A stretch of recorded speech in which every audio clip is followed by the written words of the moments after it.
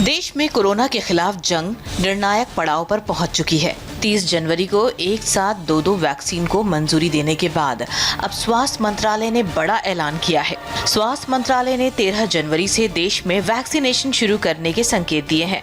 Bharat vaccination के लिए पूरी तरह से रेडी है, तैयारियां पूरी हो चुकी हैं। अफसरों के मुताबिक दोनों वैक्सीन को जिस दिन मंजूरी मिली उसके बाद 10 दिनों के अंदर वैक्सीनेशन का प्रोसेस शुरू हो सकता है। 13 जनवरी को लोहड़ी और 14 को मकर संक्रांति है, यानी इन त्योहारों के शुभ मौके पर वैक्सीनेशन शुरू हो सकता है। प्रधानमंत्री नरेंद्र मोदी की लीडरशिप में भारत ने कोरोना के खिलाफ जंग में जिस तरह से आगे बढ़कर नेतृत्व किया है, उनके मुरीद WHO से लेकर बिल गेट्स तक बन गए हैं। 7 दिनों के बाद देश में कोरोना वैक्सीन लगने लगेगी। इसे लेकर सरकार की तैयारियां जोरों पर है। अब तक वैक्सीनेशन को लेकर कई बार ड्राई रन किया जा चुका है। वैक्सीनेशन को लेकर सरकार कितनी गंभीर है, इसका अंदाजा आप यूपी में हुए ड्राई रन की तस्वीरों को देखकर लगा सकते हैं। यूपी के 75 जिलों में ड्राई रन के लिए 6 सेंटर बनाए गए हैं। 3 सेंटर शहरी इलाकों में और 3 सेंटर ग्रामीण इलाकों में बनाए गए हैं। इन सभी सेंटर्स में वैक्सीनेशन प्रोसेस का मॉक ड्रिल किया जा रहा है। योगी आदित्यनाथ खुद वैक्सीनेशन की ड्राई रन को देखने के लिए लखनऊ के डॉक्टर राम मनोहर लोहिया इंस्टीट्यूट गए। इसके बाद योगी ने सभी जिलों के DM, SSP और लखनऊ और नोएडा के पुलिस कमिश्नर के साथ वीडियो कॉन्फ्रेंसिंग के जरिए बात की। मुरादनगर शमशान हादसे में 25 लोगों की मौत के गुनहगार ठेकेदार अजय त्यागी की करप्शन कंपनी पर बड़ा खुलासा हुआ है। अजय त्यागी ने कैमरे पर यह कबूल किया कि उसने निगम के JE और अफसर को रिश्वत लेकर ठेका लिया था। वो नगर निगम के अधिकारियों को 30% कमीशन देता था। जिस शमशान की छत गिरने से 25 लोगों की मौत हुई, उस शमशान में अजय त्यागी को सिर्फ सौंदर्यीकरण का काम मिला था, लेकिन उसने बड़ा बजट बनाने की साजिश रची। JE और निगम के अफसरों को 16 लाख की रिश्वत देकर उसने कॉरिडोर की छत बना दी। बेहद घटिया क्वालिटी की वजह से छत गिर गई और 25 लोगों की जान चली गई। प्रधानमंत्री नरेंद्र मोदी न्यू भारत के निर्माण के लिए दिन रात एक कर रहे हैं, लेकिन अभी भी कुछ लोग हर चीज में धर्म जाति का एजेंडा चला रहे हैं। ऐसी ही एक खबर बुलंदशहर से आई है।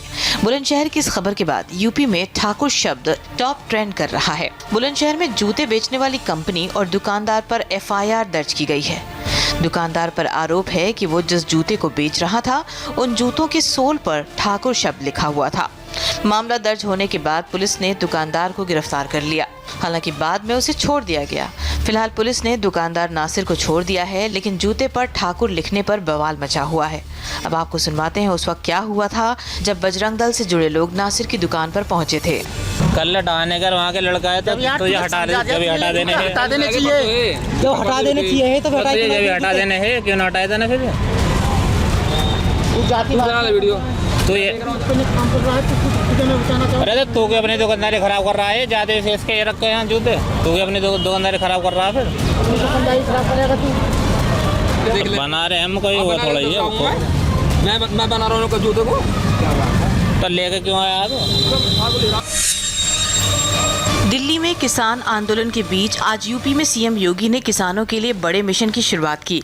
अगले 3 महीने तक चलने वाले इस मिशन का टारगेट है किसानों की इनकम को दोगुना करना। CM योगी आदित्यनाथ लखनऊ के बनथरा में किसान मेले का उद्घाटन करेंगे। इस मेले में 15,000 किसानों के हिस्सा लेने का अनुमान है। इस तरह के मेले पूरे यूपी में आयोजित किए जाएंगे। किसान कल्याण मिशन के तहत 7,500 किसानों को सम्मानित किया जाएगा। यूपी के हर जिले से 100 प्रगतिशील किसानों की पहचान की जाएगी और 100 किसानों को रोल मॉडल के रूप में चुना जाएगा। बेंगलुरु की एक बैटरी फैक्ट्री में कल भीषण आग लग गई। आग कैसे लगी इसकी जानकारी नहीं मिल पाई है, लेकिन आग की लपटों को देखकर अंदाजा लगाना मुश्किल नहीं है कि यह हादसा कितना बड़ा है। बेंगलुरु के हरहल्ली इलाके में हुए इस भीषण अग्निकांड में अभी तक किसी के हताहत होने की खबर नहीं है। फायर ब्रिगेड की कई गाड़ियों की मदद से आग पर काबू पाई जा सकी। फैक्ट्री में आग की लपटों को आप देख सकते हैं कि किस तरह से हड़कंप मच गया। दूसरी तस्वीर में आप देख सकते हैं कि आग को फैलने से रोकने के लिए लोग फैक्ट्री के अंदर रखी फोम समेत दूसरे सभी ज्वलनशील चीजों को लेकर बाहर की ओर भागे, लेकिन इससे फायदा नहीं हुआ। आग पर जब तक काबू पाया गया तब तक लाखों का नुकसान हो चुका था। कल से भारत और ऑस्ट्रेलिया के बीच सीरीज का तीसरा टेस्ट सिडनी में खेला जाना है, जिसके लिए आज ही भारत ने प्लेइंग 11 का ऐलान कर दिया है। चोट के बाद टीम में वापसी कर रहे रोहित शर्मा को बतौर ओपनर टीम में मौका मिला है। रोहित के साथ इस टेस्ट में शुभमन गिल हमें ओपनिंग करते नजर आएंगे। मयंक अग्रवाल की तीसरे टेस्ट से छुट्टी हो गई है, तो वहीं एक बार फिर टीम मैनेजमेंट ने हनुमा विहारी पर भरोसा दिखाया है।